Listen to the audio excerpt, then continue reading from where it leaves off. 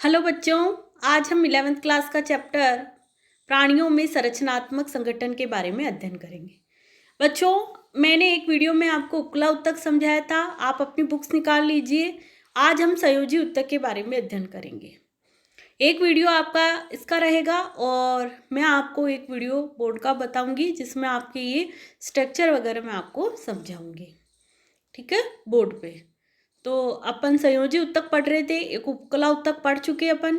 आज हम संयोजी उत्तक के बारे में अध्ययन करेंगे। जटिल प्राणियों के शरीर में संयोजी उत्तक बहुतया व विस्तृत रूप से फैला हुआ पाया जाता है।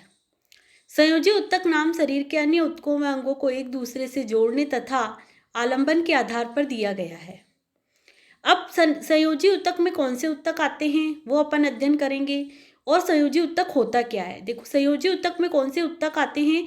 कोमल उत्तक से लेकर विशेष प्रकार के उत्तक जैसे उपास्थि, अस्थि, वसीय उत्तक तथा सम्मिलित रक्त सम्मिलित होते हैं। मतलब हमारी जो हड्डियां बनी हुई हैं उसकी बात हो रही है।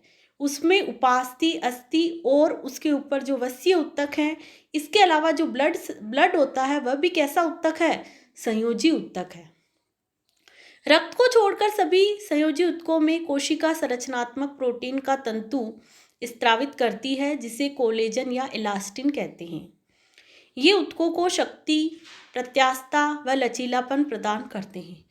ये जो कोलेजन तंतु होते हैं वो करते क्या हैं, ये उत्तक को शक्ति प्रदान करते हैं, प्रत्यास्थता प्रदान करते हैं और उन्हें लचीलापन भी देते हैं। ये कोशिका रूपांतरित पॉलीसेकेराइड भी स्त्रावित करती है जो कोशिका और तंतु के बीच में जमा होकर अधात्री का कार्य करता है। संयोजी उत्तक को 3 प्रकार में विभक्त किया गया है। एक तो होता है लचीले संयोजी उत्तक, एक होते हैं सघन संयोजी उत्तक और एक होते हैं विशिष्टीकृत संयोजी उत्तक। कौन कौन से होते हैं, लचीले संयोजी उत्तक, दूसरे होते हैं सघन संयोजी उत्तक और तीसरे होते हैं विशिष्टीकृत संयोजी उत्तक। ठीक है, तो जो शिथिल संयोजी उत्तक में कोशिका व तंतु एक दूसरे से अर्ध तरल आधारीय पदार्थ में शिथिलता से जुड़े रहते हैं। उदाहरण जैसे त्वचिका ग्रथिका उत्तक है जो त्वचा के नीचे पाया जाता है। ये प्राय उपकला के लिए आधारीय ढांचे का कार्य करता है। इससे संयोजी उत्तक में प्राय तंतु कोरक जिसे महाभक्षाणु व मास्ट कोशिकाएं होती है। वसा उत्तक जो होता है तो मास्ट कोशिकाएं, जिसमें कौन सी सेल्स होती है, मास्ट सेल्स होती है। क्वेश्चन आता है। वसा उत्तक दूसरा शीतल संयोजी उत्तक है जो मुख्यतः त्वचा के नीचे पाया जाता है। ठीक है, इस उत्तक की कोशिकाएं वसा संग्रहण के लिए विशिष्ट होती है। भोजन के लिए जो पदार्थ प्रयोग में नहीं आते हैं वह वसा के रूप में परिवर्तित होकर इस उत्तक में सम्मिलित हो जाते हैं। आज अपन देखते हैं कि कितना मोटापा बढ़ता है बच्चों में देखो, बड़ों में देखो। उसका कारण क्या है कि त्वचा के नीचे क्या एकत्रित हो जाती है, फैट एकत्रित हो जाती है जिसे वसा उत्तक कहते हैं। ये वसा वह जैसे अपन ने खाना खाते हैं उसमें कुछ लिपिड वसा ऐसी लेते हैं जो हमारे लिए शरीर के लिए उपयोगी नहीं है, तो वो क्या होगी, यहाँ एकत्रित होती जाएगी और हम क्या हो जाएंगे, मोटापा बढ़ता जाएगा। सघन संयोजी उत्तक में तंतु व तंतु कोशिकाएं दृढ़ता से अवस्थित रहती है। अभिविन्यास के आधार पर तंतु तथा तंतु कोरक सघन संयोजी उत्तक को नियमित संयोजी उत्तक तथा अनियमित संयोजी उत्तक में विभाजित किया गया है। सघन नियमित उत्तक में तंतु कोरक सामान्य तंतु के गुच्छों के बीच में कतार में उपस्थित होते हैं और जो उन्हें जोड़ने वाली होती है वो कौन सी होती है, अस्थि जोड़ती है, जो कि एक अस्थि को दूसरे अस्थि से जोड़ती है, जिसे अपन क्या कहते हैं, लिगामेंट कहा जाता है। इसका उदाहरण कोलेजन तंतु का गुच्छा कंडराओं को प्रतिरोधी क्षमता प्रदान करता है और इसे टूटने से बचाता है। ये कंडराएं क्या है, लिगामेंट है जो एक पेशी को दूसरे पेशी से जोड़ती है। सघन नियमित संयोजी उत्तक में लचीले लिगामेंट में पाया जाता है। सघन अनियमित उत्तक में भी तंतु तथा तंतु कोरक होते हैं। इसका अभिविन्यास अलग अलग होता है। ये उत्तक त्वचा में पाए जाते हैं। उपास्थि क्या करती है, एक अस्थि व विशेष प्रकार के संयोजी उत्तक हैं। अब अपन उपास्थि, अस्थि और रक्त के बारे में थोड़ा सा देख लेते हैं कि उपास्थि क्या है। उपास्थि का अंतरकोशिकीय पदार्थ ठोस, विशिष्ट, अनम्य व संपीड़न रोधी होता है। इस उत्तक को बनाने वाली कोशिकाएं द्वारा स्त्रावित अधात्री में छोटी छोटी गुहिकाओं में बंद हो जाती है। कोशिका की भ्रूण में विस्थापन अधिकांशतः विद्यमान अधिकांश उपास्थियां वयस्क अवस्था में अस्थि द्वारा प्रतिस्थापित हो जाती है। जब एडल्ट स्टेज आती है तो कुछ उपास्थियां जैसे नाक की नोक, बाह्य कान की संधियां, मेरुदंड के आसपास की अस्थियां और मध्य तथा पैर आदि के हाथ में पाई जाती है। अस्थि जो होती है वो ठोस संयोजी ऊतक है। इसमें कोलेजन तंतु व कैल्शियम लवण युक्त पाया जाता है जो अस्थि को मजबूती प्रदान करते हैं। ये शरीर का मुख्य ऊतक है। ये अस्थि को मजबूती प्रदान करता है, शरीर का मुख्य ऊतक है, शरीर के कोमल अंगों का संरचनात्मक ढांचा भी बनाता है और ये ऊतकों को सहारा व सुरक्षा भी देता है। अस्थि कोशिकाएं मैट्रिक्स के अंदर रिक्तिकाओं में उपस्थित होती है। पैर की अस्थि जैसे आपकी लंबी अस्थि भार वहन का कार्य करती है। अस्थि कंकाल पेशी से जुड़कर परस्पर क्रिया द्वारा गति प्रदान करती है। कुछ अस्थियों में अस्थि मज्जा रक्त कोशिकाओं का उत्पादन करती है। फिर आता है रक्त, जो तरल संयोजी ऊतक होता है। इसमें जीवधरीय लाल रुधिर कणिकाएं, सफेद रुधिर कणिकाएं व प्लेटलेट्स आदि पाए जाते हैं।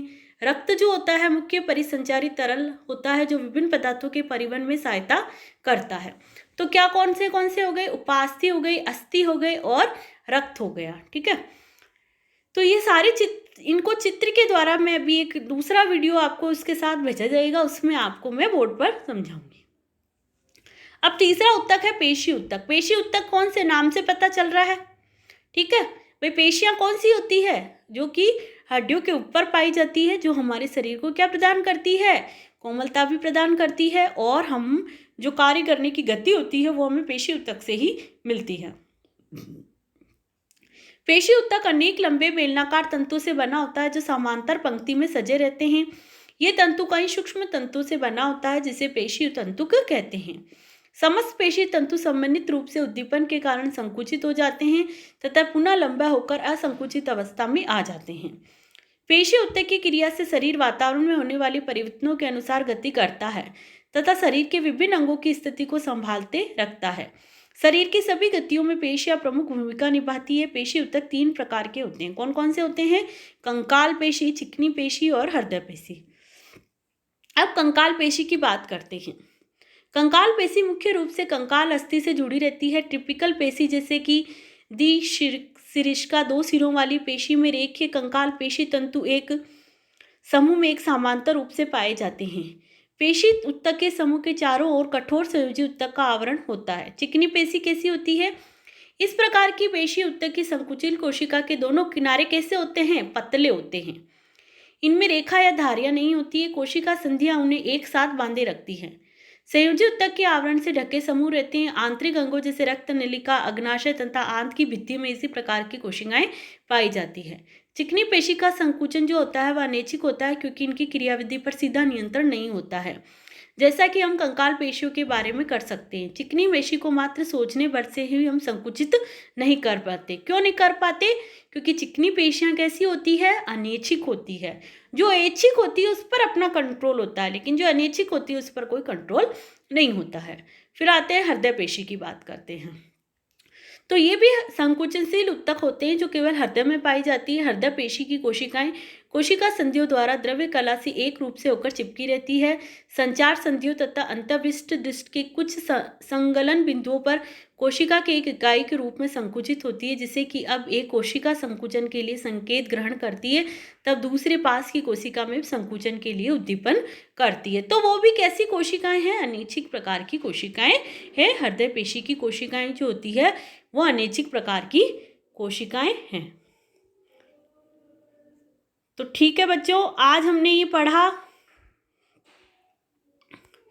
अब इसके आगे जो है मैं आपको